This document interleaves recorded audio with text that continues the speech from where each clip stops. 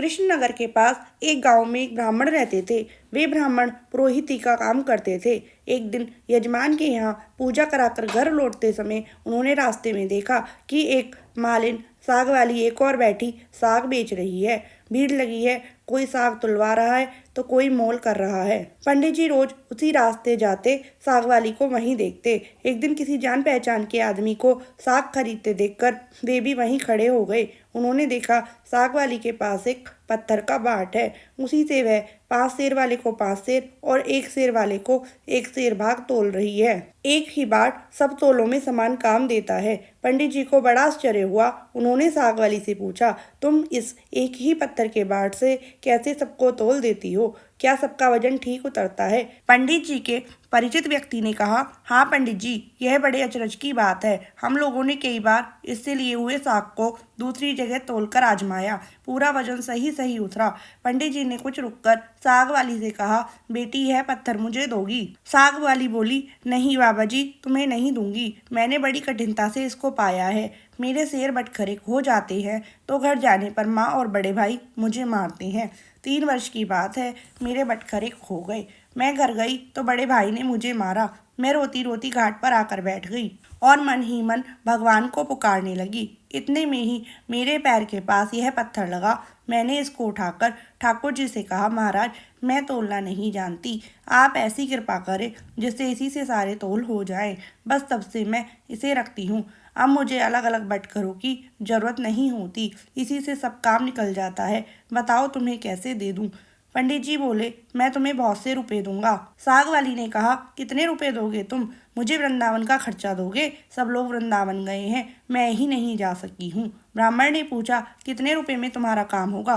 साग वाली ने कहा, पूरे 300 रुपये चाहिए। ब्राह्मण बोले, अच्छा बेटी, यह तो बताओ तुम इस सिला को कहाँ रखती हो? साग वाली ने कहा, इसी टोकरी में रखती हूँ बाबा जी, और कहाँ रखूंगी। ब्राह्मण घर लौट आए और चुपचाप बैठे रहे। ब्राह्मणी ने पति से पूछा, यूं उदास क्यों बैठे हैं? देर जो हो गई है। ब्राह्मण ने कहा, आज मेरा मन खराब हो रहा है, मुझे 300 रुपये की ज़रूरत है।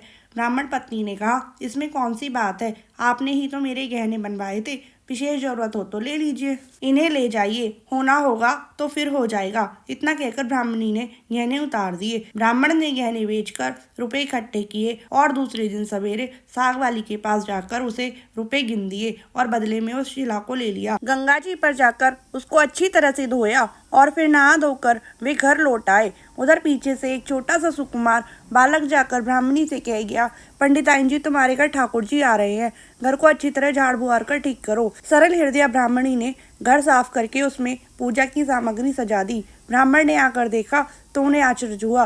ब्राह्मणी से पूछने पर उसने छोटे बालक के आकर कह जाने की बात सुनाई। यह सुनकर पंडित जी को और भी आश्चर्य हुआ।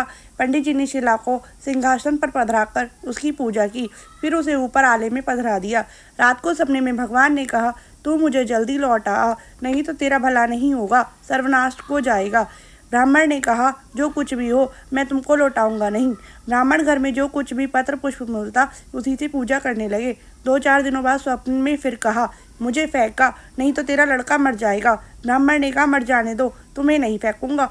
महीना पूरा बीतने भी नहीं पाया था कि ब्राह्मण का एकमात्र पुत्र मर गया। कुछ दिनों बाद फिर स्वप्न हुआ, अब भी मुझे वापस दे आ, नहीं तो तेरी लड़की मर जाएगी। दृढ़ निश्चय ब्राह्मण ने पहले वाला ही जवाब दिया। कुछ दिनों पश्चात लड़की मर गई। फिर कहा कि अब की बार स्त्री मर जाएगी। ब्राह्मण ने इसका भी वही उत्तर दिया। अब स्त्री भी मर गई। इतने पर भी ब्राह्मण अचल अटल रहा। लोगों ने समझा वह पागल हो गया है। कुछ दिन बीतने पर स्वप्न में फिर कहा गया, देख अब भी मान जा, मुझे लौटा दे, नहीं तो 7 दिनों में तेरे सिर पर बिजली गिरेगी। ब्राह्मण बोले, गिरने दो, मैं तुम्हें उस साग वाली की गंदी टोकरी में नहीं रखने का। ब्राह्मण ने एक मोटे कपड़े में लपेटकर भगवान को अपने मजबूत बांध दिया। वह सब समय यूं ही उन्हें बांधे रखता। कड़कड़ाकर बिजली कौनती, नजदीक आती पर लौट जाती। अब 3 ही दिन शेष रह गए। एक दिन ब्राह्मण गंगा जी के घाट पर संध्या पूजा कर रहे थे कि 2 सुंदर बालक उनके पास आकर जल में कूदे। उनमें एक सांवला था, दूसरा गोरा। उनके शरीर पर कीचड़ लिपटा था। वे इस ढंग से जल में में कूदे कि जल उछलकर ब्राह्मण के शरीर पर गिरा। ब्राह्मण ने कहा, तुम लोग कौन हो भैया, कहीं इस तरह जल में कूदा जाता है? देखो मेरे शरीर पर जल पड़ गया। इतना ही नहीं, मेरे भगवान पर भी छींटे पड़ गए। देखते नहीं मैं पूजा कर रहा था। बालकों ने कहा, ओहो, तुम्हारे भगवान पर भी छींटे लग गए, हमने देखा नहीं। बाबा तुम गुस्सा ना होना। पंडित जी ने कहा, नहीं भैया, गुस्सा कहाँ होता हूँ, बताओ तो तुम किसके लड़के हो? ऐसा सुंदर रूप तो मैंने कभी नहीं देखा। कहाँ रहते हो भैया? आहा, कैसी अमृत घोली मीठी बोली है। बालकों ने कहा, बाबा हम तो यहीं रहते हैं। पंडित जी बोले, भैया क्या फिर भी कभी मैं तुम लोगों को देख सकूंगा? बच्चों ने कहा, क्यों नहीं बाबा, पुकारते ही हम आ जाएंगे। पंडित जी के नाम पूछने पर, हमारा कोई एक नाम नहीं है, जिसका जो मन होता है उसी नाम से वह हमें पुकार लेता है। सामला लड़का इतना कहकर चला, लो मुरली, जरूरत हो तब इसे बजाना, बजाते ही हम लोग आ जाएंगे। दूसरे गोरे लड़के ने एक फूल देकर पंडित जी से कहा, बाबा इस फूल को अपने पास रखना, तुम्हारा सदा मंगल होगा। वे जब तक वहाँ से चले नहीं गए, ब्राह्मण निर्निमेष दृष्टि से उनकी ओर आंखें लगाए रहे। मन ही मन सोचने लगे, आहा कितने सुंदर हैं दोनों, कभी फिर इनके दर्शन होंगे। ब्राह्मण ने फूल देखकर सोचा, फूल तो बहुत बढ़िया है, कैसी मनोहर गंध आ रही है इसमें, पर मैं इसका क्या करूँगा और रखूँगा भी कहाँ? इससे अच्छा है राजा को ही दे आऊँ। पंडित जी ने जाकर फूल राजा को दिया। राजा बहुत प्रसन्न हुए। उन्होंने इसे महल में ले जाकर बड़ी रानी को दिया। इतने में ही छोटी रानी ने जाकर कहा, मुझे भी ऐसा ही फूल मंगवा दो, नहीं तो मैं डूब मरूंगी। राजा दरबार में आए और सिपाहियों को उसी समय पंडित जी को खोजने भेजा। सिपाहियों ने ढूंढते ढूंढते जाकर देखा कि ब्राह्मण देवता सिर पर शिला बांधे पेड़ की छाया में बैठे गुनगुना रहे हैं। वे उनको राजा के पास लिवा लाए। राजा ने कहा, महाराज ऐसा ही एक फूल और चाहिए। पंडित जी बोले, राजन मेरे पास तो एक ही फूल था, पर देखिए चेष्टा करता हूँ। ब्राह्मण उन लड़कों की खोज में निकल पड़े।